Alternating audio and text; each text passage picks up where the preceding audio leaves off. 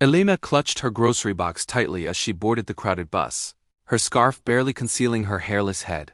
Chemotherapy had taken her hair, but not her dignity.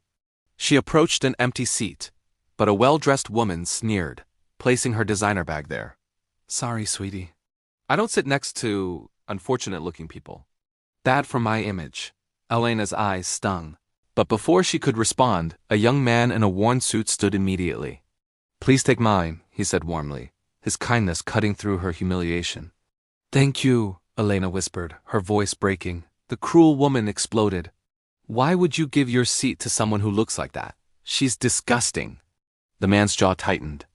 "She has more beauty in her little finger than you possess in your entire soul." When another passenger boarded, the cruel woman brightened, offering her coveted seat to someone she deemed worthy, but they chose to stand beside the kind man instead. "I'd rather stand than breathe the same air as cruelty," he said quietly. Enraged, the woman raised her hand and slapped him hard across the face. The bus gasped. Then, suddenly, another passenger grabbed her expensive purse and hurled it out the window. "My purse!"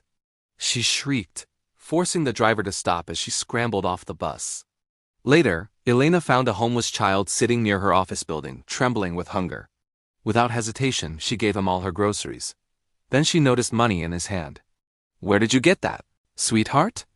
"A kind man," the boy said, tears streaming. "He gave me everything in his wallet, $50, and promised to help me after his job interview today."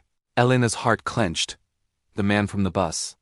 Suddenly, that same cruel woman strutted past, laughing mockingly. Pathetic charity case. "Once I become a manager here, I'll make sure homeless trash and cancer patients stay far away from my building." Inside the corporate lobby, Elena watched the woman's face when she saw the kind man waiting for an interview. "You? Ha! You'll never get this job, loser." The HR director called them both in. Elena removed her scarf, revealing her reality. The cruel woman gasped. "You're the hiring manager?" "I am, and I'm also a 3-year cancer survivor who fought every single day to be here." Elena's voice was steel wrapped in grace. "I don't hire people who measure worth by appearance." She turned to the kind man, her eyes soft. "Your compassion, your sacrifice for that child, that's the character I need. You're hired as my assistant director." He wept with gratitude.